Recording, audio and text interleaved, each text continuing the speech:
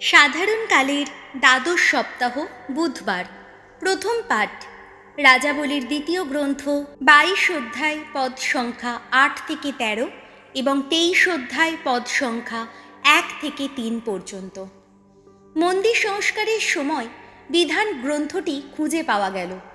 ঐশ্য বিধান নতুন করে জানতে পেরে সকলেই তা পালন করবে বলে প্রতিশ্রুতি দিল। মহাযাজক হিলকিয়া একসময় রাজসচিব সাফানকে বললেন, ভগবানের মন্দিরে আমি বিধানবাণীর এই পুঁথিখানি পেয়েছি। তিনি পুঁথিটি সাফানের হাতে তুলে দিলেন। সাফান নিজে তা পড়ে দেখলেন। তারপর রাজা জোসিয়ার কাছে ফিরে গিয়ে তিনি রাজাকে সব কথা জানিয়ে বললেন, মন্দিরে যে টাকা রাখা ছিল আপনার কর্মচারীরা তা বের করে এনে তুলে দিয়েছে সেই কর্মাধ্যক্ষদেরই হাতে, যাদের ওপর ন্যস্ত আছে ভগবানের মন্দির রক্ষণাবেক্ষণের ভার। রাজসচিব সাফান রাজাকে এও জানালেন, রাজক হিলকিয়া আমাকে একটি পুঁথি দিয়েছেন। তিনি তখন সেই পুঁথিটি রাজাকে পড়ে শোনালেন। তখন হলো কি, বিধানবাণীর ওই পুঁথিটির মধ্যে যা যা বলা হয়েছে তা শুনে রাজা দুঃখে নিজের পোশাকটি একবার ছিঁড়ে দিলেন।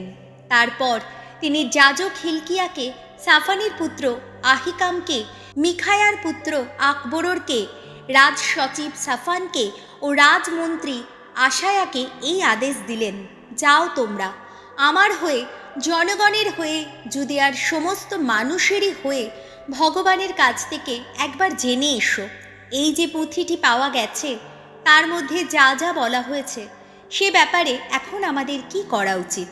কেননা এই পুঁথিটিতে যা যা বলা হয়েছে আমাদের পিতৃপুরুষেরা তা তো গ্রাহ্যই করেনি। এই পুঁথিতে আমাদের যা কিছু করার আদেশ দেওয়া হয়েছে তারা তো সেই মতো কাজ করেনি, আর সেই জন্যে ভগবান এখন নিশ্চয়ই আমাদের ওপর খুবই ক্রুদ্ধ হয়ে থাকবেন।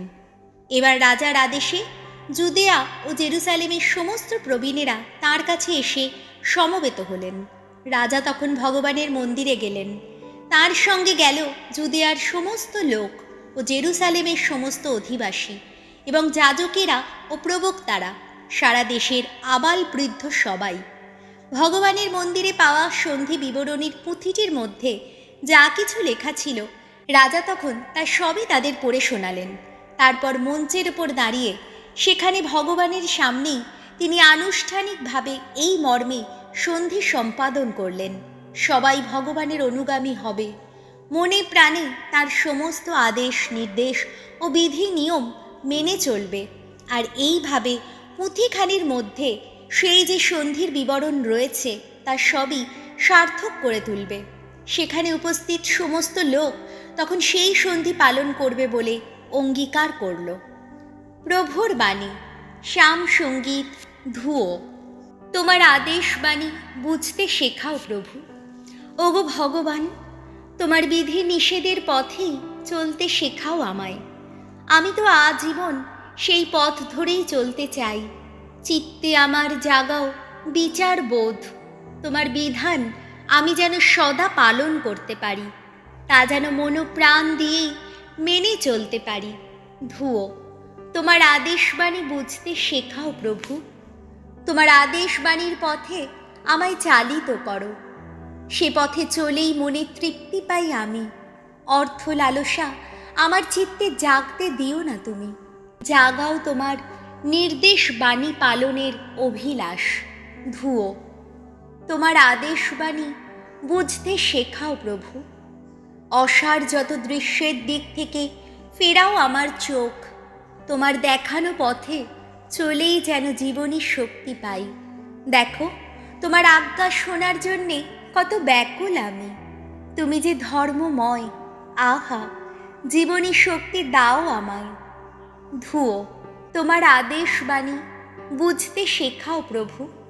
বাণী বন্দনা। জয় জয় প্রভুর জয়, জয় জয় প্রভুর জয়, জয় জয় প্রভুর জয়। তোমাদের মধ্যে আমি রয়েছি যেমন, আমারই মধ্যে তেমনি তোমরাও থাকো অনুক্ষণ।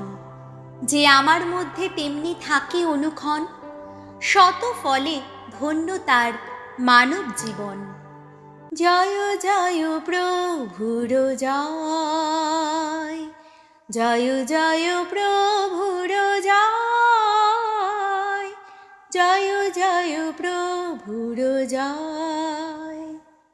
মথি রচিত মঙ্গল সমাচার 7 অধ্যায়, পদ সংখ্যা 15 থেকে 20। নকল ধর্মগুরুদের বিষয়ে যিশুর সতর্ক বাণী। যিশু একদিন তার শিষ্যদের বললেন, নকল প্রবক্তাদের সম্বন্ধে তোমরা কিন্তু সতর্ক থেকো। বাইরে ভেড়ার পোশাক পরেই তোমাদের কাছে আসে ওরা, কিন্তু ভেতরে ওরা শিকার লোলুপ নেকড়েরই মতো। লোকেরা কি কাঁটা গাছ থেকে আঙুর ফল কিংবা শিয়াল কাঁটা থেকে আঞ্জির ফল পেড়ে আনে? তেমনিভাবে ভালো গাছ মাত্রই ভালো ফল দিয়ে থাকে, আর রুগ্ন গাছ দিয়ে থাকে খারাপ ফল। ভালো গাছ কখনো খারাপ ফল দিতে পারে না, তেমনি রুগ্ন গাছও ভালো ফল দিতে পারে না।